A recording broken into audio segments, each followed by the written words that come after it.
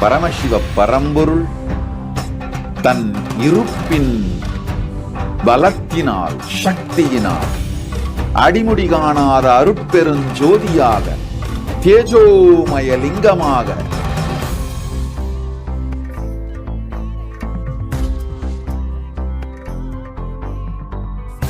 பிரபஞ்சமெல்லாம் பிரம்மாவிற்குள் ஒடுங்கி, பிரம்மா விஷ்ணுவிற்குள் ஒடுங்கி, விஷ்ணு பரமசிவ சக்திக்குள் ஒடுங்கி, அன்னை பரமசிவ சக்தி பரமசிவனின் பாகமாகும் அர்த்தநாரீஸ்வர கோலம்